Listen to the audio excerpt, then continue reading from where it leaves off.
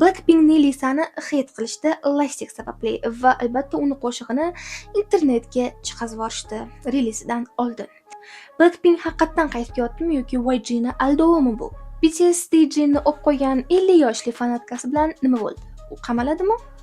Kelinglar bu haqida bu videoda gaplashamiz. Hammaga salom, sizlar Mohina va K-pop xonamiga xush kelibsiz.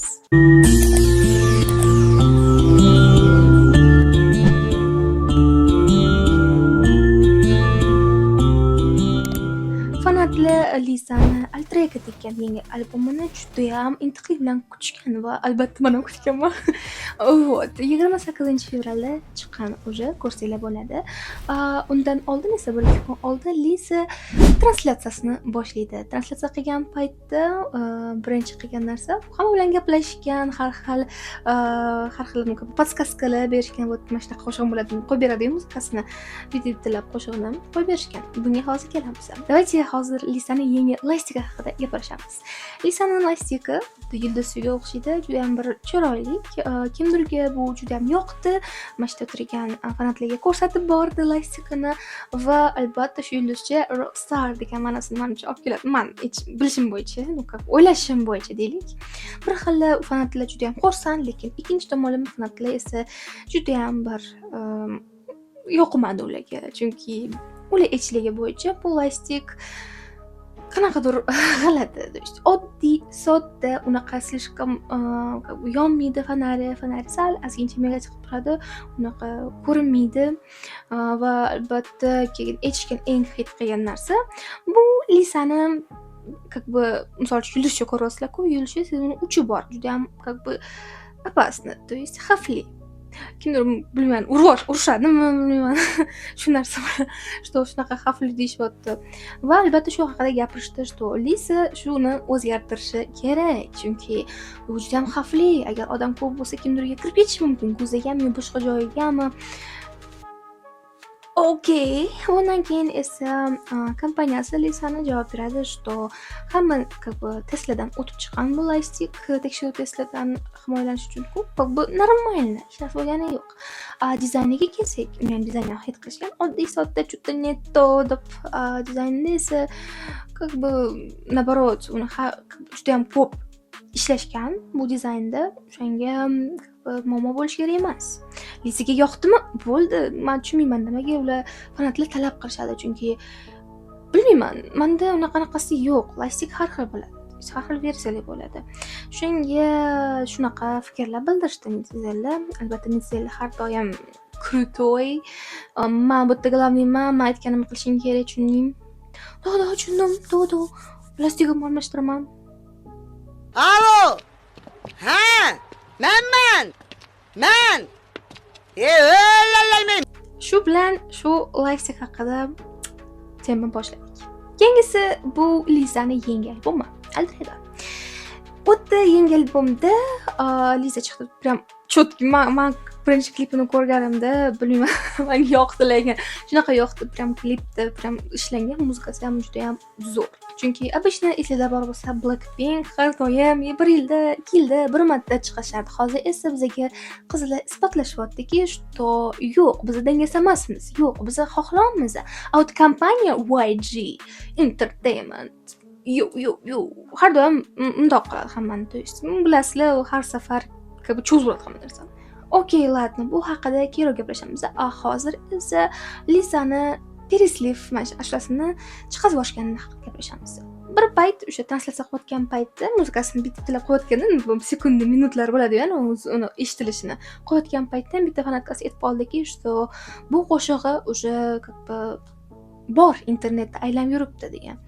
Va Lisani yuzini ko'rganingdek, juda ham bir xafa yuz bilan ko'rdi, qaradi bu narsani, что chu degandek, keyin o'zining menejerlariga stavka qaradi, nima bo'lyapti, nimaga unaqa debdi. Ular ham hayron, bu ham hayron, keyin aytchi bo'yicha hammasini to'g'rilaymiz, lekin iltimos, relizni kutinglar, o'sha eshitmanglar bu narsani deganda, kompaniya ham Liza ham chaqirdi bu narsaga. Birinchi relizni eshitgan yaxshiroq. Fanatlar esa qo'shig'i chiqib ketgan internetga qo'shig'i eshitmaslikka maslahat qilishdi. Undan ko'ra relizni kutishga maslahat berishdi. Blackpink qaytyaptimi? 2025-yilda ko'rgan bo'lsanglar, YG Entertainment Blackpink qaychi haqida gapirishyapti, lekin bitta muammo bor. Blackpinkni o'zi bu haqida biladimi? Savol. Men o'zim to'g'risi bilmayman, lekin meni jahlim chiqayotgan bitta narsa bor. Ko'ryapsizlar, Roza chiqazyapti APTni, tam Jisoo chiqazyapti, Jenny chiqazyapti, Liza qilyapti.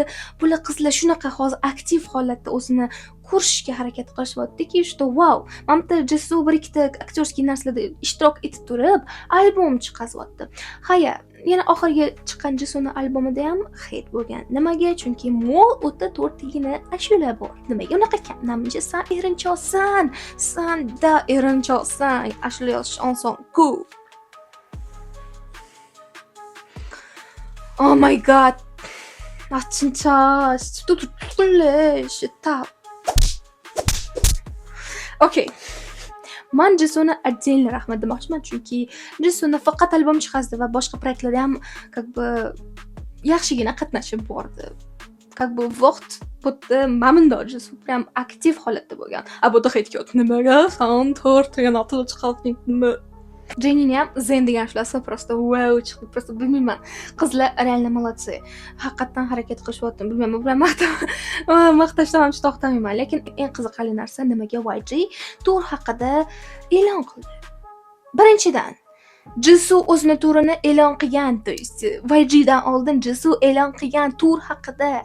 Уже tur yuradi. Qanaqa qilib Jisoo одновременно bitta o'zi konsert beradi, одновременно Blackpink'ning konsertiga как бы tushundinglar, короче. Okay. Bu mayli. Jisoo'ning konsepti hammasi tayyor. То есть как бы hamma narsa qilishga qizlar tayyor. Prям turishibdi-da, unda как бы hozir biz как бы bitta albom chiqarishimiz zo'r-da, как бы qizlar tayyor, короче. A вот Blackpink tayyor emas. Nimaga? Birinchidan. Har safar birinchidan. Qani, konsept qani? Blackpink, YG Entertainment'dan konsept yo'q. То есть просто YG просто eski videolarini olib, papaq qilishdi, keyin World Tour deb teshib bitna. Qarshi 2025-yil turi deb yozib qo'yishdi. Всё, o'shanga chiqazib yuborishdi, всё. Na nomi bor, na konsepti bor. Вообще, то есть bu yerda Jisoo'niki bo'lib turibdi-da, qanaqa qilib yana Blackpink'niki bo'lyapti. Agar marketing точка зрениясida qarasak, Blackpink'ning konsertiga borgani yaxshiroq, chem Jisoo'ning konsertiga, chunki Blackpink hamma bor, a Jisoo'da Jisoo faqat bor. Qaysi biri yaxshiroq borish? Конечно, Blackpink. O'shanga YG harakat qilib Blackpink borsin-da, Jisoo'ning konserti qolib ketsin. Bilmayman, menda shunaqa xayol keldi to'g'risi, chunki bu haqiqatan unda o'ylab ko'rsa, как бы strategik plan juda ham yaxshi. Okay.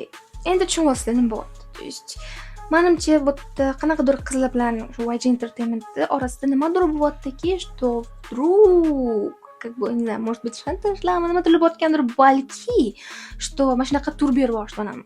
На раз, на два mana Blackpink biladi, так что kutinglar. Va как бы ko'rgan bo'lsanglar, Blackpink'ning aksiyalari, то есть Blackpink deb YG Entertainment Blackpink deb aksiyalari 115% ga ko'tarilib ketgan. 115% ga aksiyalar ko'tarilib ketgan.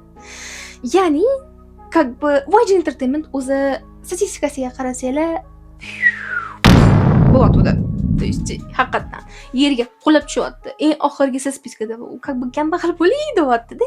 A bu yerda keyin Blackpink'ni qaytarish kerak degan nom chiqdi. A Blackpink'ga уже Blackpink ham kerak emas, chunki uzr shunaqa deyotganim uchun agar fanatlar bo'lsa, no haqiqatan ularga bitta o'zi qilgani, o'zini solniy karyeralarini kompaniyasi orqali, o'zini kompaniyasi orqali o'zini yuritgani, o'zini olib borgani yaxshiroq. Chem YG'ni ustida turgandan ko'ra. Как бы why not?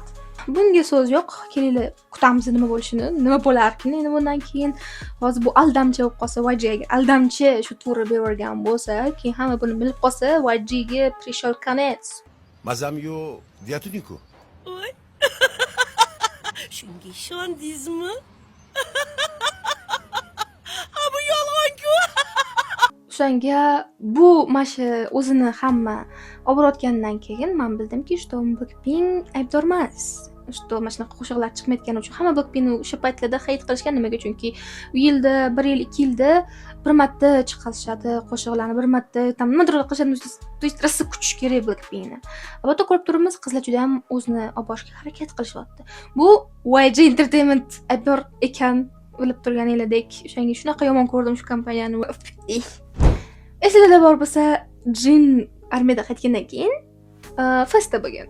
Festa esa mana shu 11 yilligi, BTS 11 yilligi uchun как бы hammani quchoqlashi e'lon qilgan, o'zi xohlagan Jinni. Hammani quchoqlab chiqish, fanatlarni quchoqlab chiqish. 3 soat turgan. 1000 ta fanatlarni quchoqlab chiqqan. Okey, bir payt qaysidir ayol, qiz ayol ekan. Qiz kelib, shunda ashirayotgan paytda tomog'iga off olib. Bu narsa Jinga ham yoqmadi.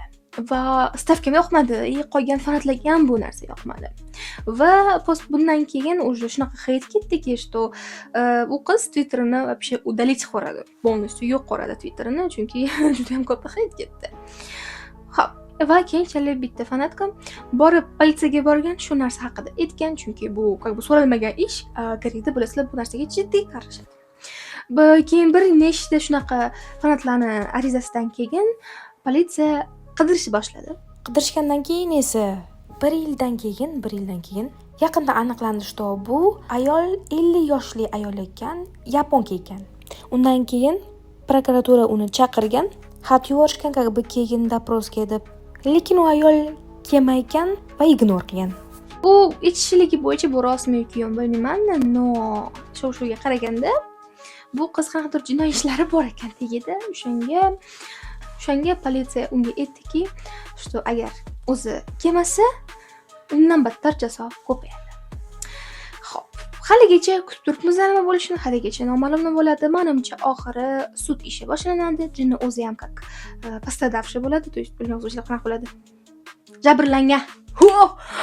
Manchani o'zbek tilida shuni spesifik ketibman, to'g'ri?